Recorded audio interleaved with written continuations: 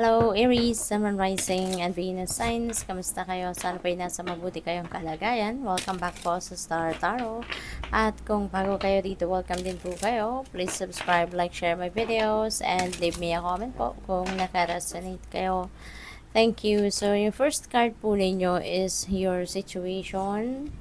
Your second card is your challenge. Ang next card po ninyo is your advice, and yung outcome po ay ito yung fourth card ninyo. Ayan. So, Aries, yung sitwasyon ninyo maganda kasi the world energy is about success. No? This is successful period sa buhay ninyo. Meron kayong mga tagumpay na makakamit. Merong mga accomplishments, achievements kayo sa ngayon. Kaya napaka-exciting, napakaganda, and siguro deserve ninyo ngayon na mag-celebrate kayo. Deserve ninyo na i-savor no ang inyong tagumpay, and it could be in any area of life, no, depende yan sa inyong sitwasyon, no, kung ano ang pinagtrabahuan ninyo, ano yung pinagsikapan ninyong ma-achieve or marating na goal ninyo. So, pwedeng nandoon, no, yung tagumpay na ito. So, there is ending, no, kasi may completion, may achievement. So, ibig sabihin na meron din na magsisimula.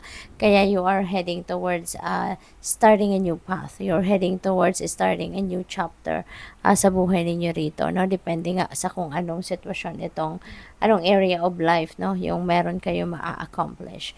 And yung challenge ninyo is Two of Pentacles. Ayan. So, siguro lang, marami kayong pinagkakaabalahan. Marami pa kayong iba't ibang klaseng ginagawa. Marami pa kayong iba't ibang pinagkakaabalahan sa ngayon. Kaya ang challenge ninyo rito is how you are going to start again, 'di ba?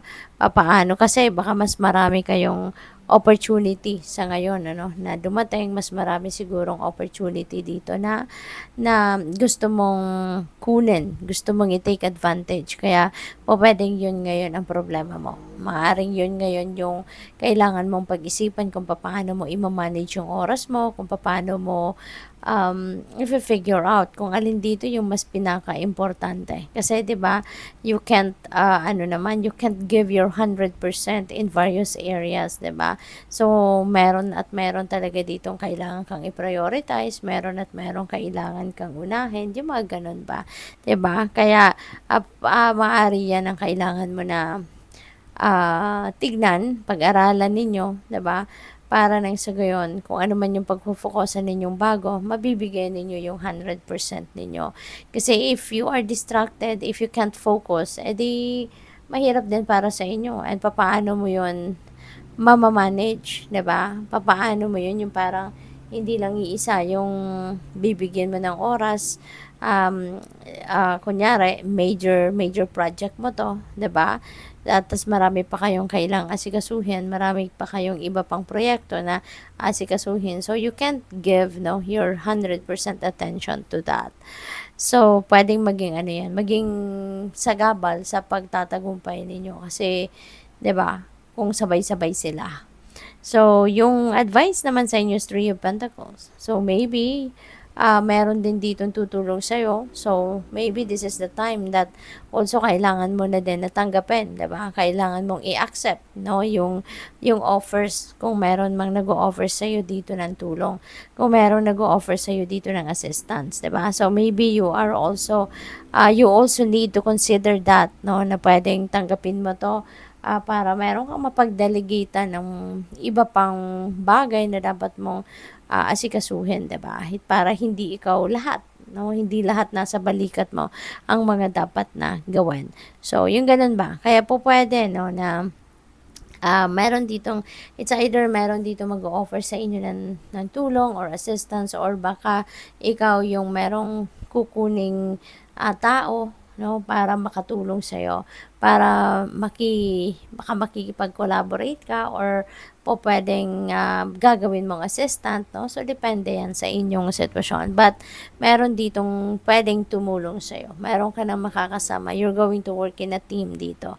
And yung outcome is 7 of Swords. Ayan. So, mag-iingat din kayo, no? Doon sa mga pagkakatiwalaan ninyo ng mga tao na po pwedeng kunin mo para makatulong sa'yo.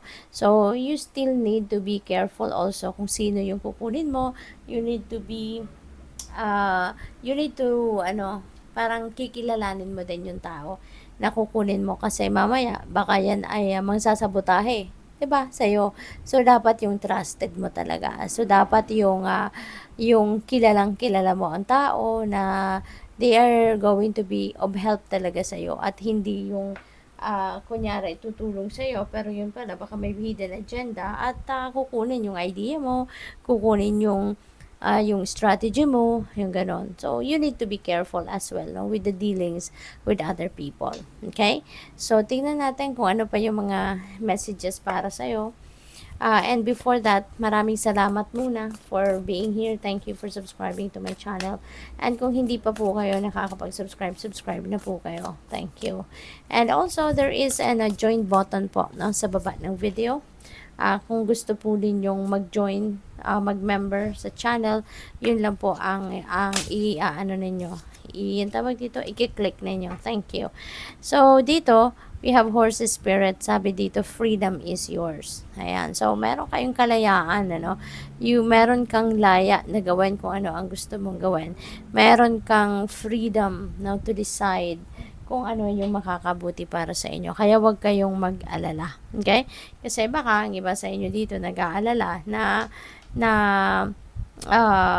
baka meron pang mga tao na yung kailangan mo pang isipin din or i-consider din yung kanilang mga saloobin, 'di ba? Kaya hindi kayo nakakapag-desisyon ng basta-basta kasi baka kailangan mo pang ikonsulta sa kanila, baka kailangan pa nila ng approval, yung ganon. But maybe ganyan ang case ninyo in the past. Pero ngayon, you are going to reclaim your freedom. You are going to to make a decision on your own na, no? So siguro ang tawag dito, you're going to break away from that kind of energy, no? At kayo na ngayon na magde-decision para sa sarili ninyo.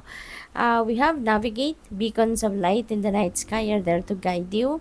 Huwag kayong mag-alala, no? Kasi merong gumagabay sa inyo. The universe nandiyan dyan para gabayan ka, tulungan ka sa mga sitwasyon ninyo sa buhay. Okay? So, kailangan lang na makinig kayo sa iyong intuition.